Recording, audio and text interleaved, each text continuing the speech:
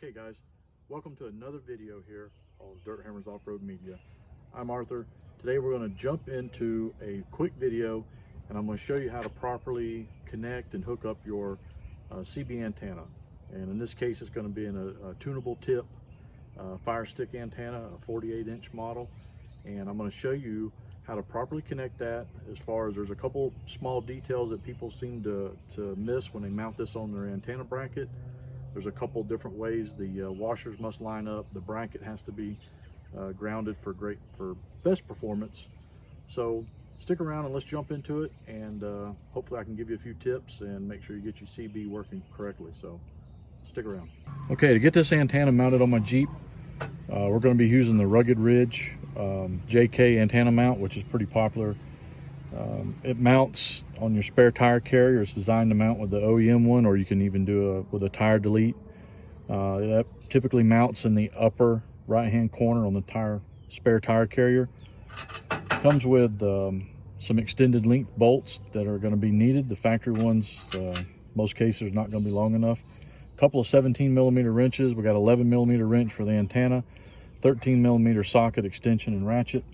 And then we have our antenna pieces here that I'll explain once we get them on the bracket. One thing to note on the bracket, an important detail, is a lot of people tend to forget that the bracket needs to be properly grounded. And having all this nice powder coat on here, it's hard for it to be properly grounded. So I went ahead and cleaned some of the powder coat off here, and I'll show you how we're going to ground this. So I got the powder coat ground off here, and I went ahead and ground it off here where the base of the antenna mount is going to pass through. So let's get this on the Jeep, and then I'll explain the antenna mounting for best performance. And as you can see on my Jeep, I'm running the tire delete plate because my tire carrier is on the bumper. This is my antenna coax cable, and then this here is a ground for the antenna bracket. And we'll talk about this in a minute. I basically have this running through the tailgate, going down out through the bottom of the Jeep where the spare jack or the OEM jack's at, and then I go under to one of the frame mounts to get a good ground. So, and this is spaced out right here with some rubber washers behind here to give me some clearance here so I don't pinch these cables. But let's go ahead and get this bracket. We'll get it installed up here, and then we'll explain some of the other details. Okay, so you can see with this mounted, all I done was I got the supplied bolt. I have the lock washer, flat washer, and then I put my ground eyelet behind the flat washer, and I kind of packed that joint with some dielectrical grease. This is now, just to try to protect it from rusting, keep moisture out of there, but essentially I'm going to have to probably keep an eye on this and periodically make sure I remove this, make sure it's clean, and make sure we don't have rust and moisture creating back there, because we want a good ground bond here. So we'll get these snugged up, and we'll move on to actually how to mount the antenna, because that's important. And then I'll show you how to test all this to make sure that you got it installed correctly and for best results. Okay, so this is the part that a lot of people make a mistake on. They don't know, or they don't understand the orientation of the washers that come with the antenna mount. Fire Stick actually provides a lot of good detail information with their antenna mount, but you're going to have your coax post. Here's the other end of that post. I have the optional antenna spring threaded into it, but it's going to come with a couple washers and a plastic washer. So one of the first things you want to do is, if you remember, we ground off this bottom piece here, right? So if you'll see, there's a plastic shoulder here. So that grounded off piece is going to make contact with the outer shoulder of this post. So you'd install that like this. Now if you notice, it doesn't, the hole doesn't fit perfectly, and that's okay. We didn't ground or grind any of the material or powder coat off the inside of this hole because we want it to be insulated from this post. We don't want this post to make contact with this and get grounded.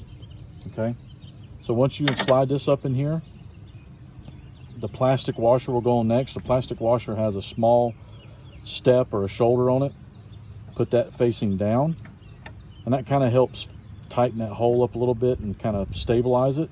But it also, this plastic washer is insulating this post, your antenna mount, and your antenna from being grounded to the bracket.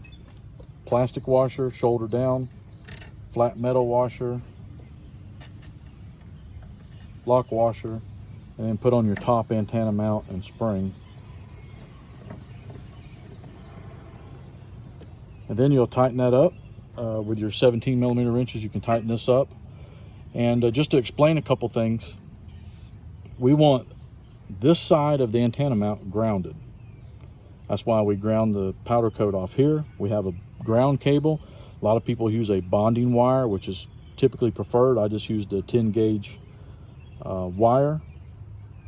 We ground the bracket here. We cleaned off the powder coat here, which gives this a good clean ground. We didn't clean any of the powder coat off on the inside of the hole, so that gives it some insulation.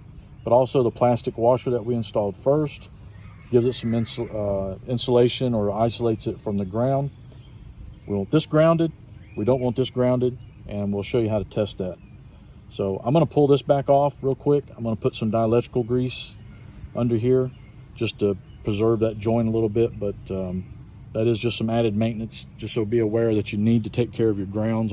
Now, to test our installation, to test our ground, that we got the bracket grounded, we have the bottom side where the coax cable is connected grounded, and to make sure that this is not grounded.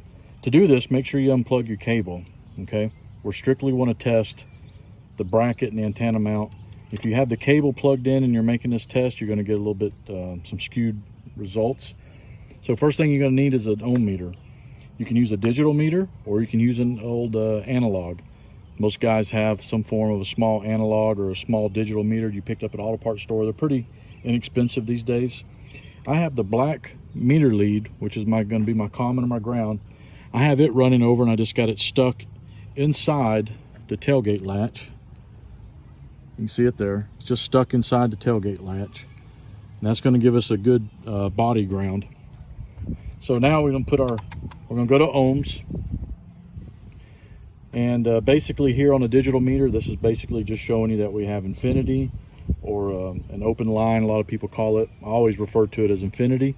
So what we're looking for now, black cable's the ground. We're going to take our red cable, red meter lead, and we're going to touch the lower post here where the coax cable or your antenna cable mounts to. Any value here, we're not looking for a specific value, we're just looking for any resistance value at all here to ground.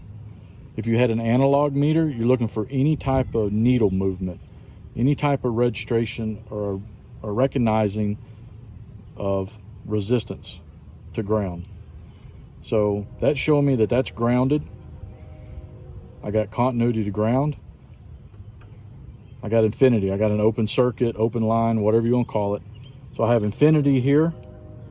That means that my top part of my bracket is insulated or isolated from the lower part, which is what we want. We don't want this grounded, but we want the lower part grounded. So continuity or some kind of resistance value here to ground is good.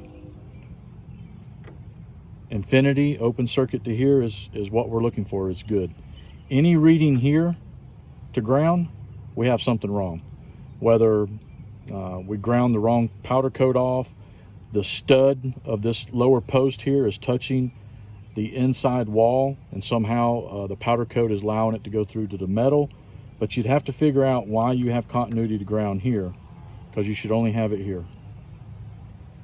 So that's a pretty simple test. And this is something that you're going to have to periodically maybe check to keep your CB antenna performance at its peak. Periodically make sure the point down here where your bonding cable is hooked up to is a clean ground, no rust or corrosion there. Same thing on the underside, but you can always just do a test. Boom, I'm good, I'm good. And that means that this is mounted correctly, and you should get the best performance out of your antenna.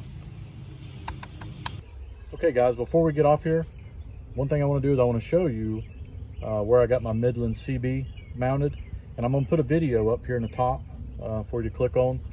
And in that video, it kind of goes in detail on how I installed my Midland CB. And I'm going to do a follow-up video shortly, hopefully here in the next week or two. I'm going to do another video, and I'm going to show you all the radio comms that I have in my Jeep. I'm utilizing Midland CBs and the Midland two-way radios in 2 different configurations. So stick around for that video, because I'll get that up. and I'll show you the comms that we got in the Jeep. But right now, I'm just gonna pull the camera in and we'll just do a real quick shot of my Midland CB setup. And again, don't forget to click that link. I'll also put it down below, and you can see the process a little bit on how I mounted the CB and some of the things I had to go through to get it mounted. So let's take a closer look.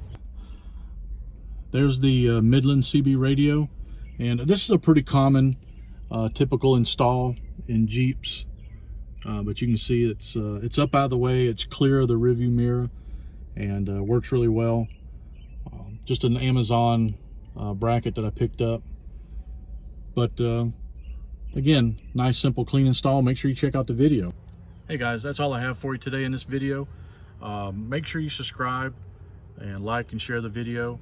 And I'd like to hear some feedback as far as some things that you did to your CB antenna and how you mounted it on your Jeep. There's 100 different ways to do it. I'm sure there's a better way to do it than I did mine, but the basic concept is the same. We need to make sure that the antenna bracket is grounded. We need to make sure that the lower portion of the antenna mount post is grounded, but the top part is isolated from the ground. So that's the most important step. But hey guys, drop a comment below. Let me know how you did yours, or if I did something wrong on mine, or how I can improve mine would be great. So thanks for watching, guys.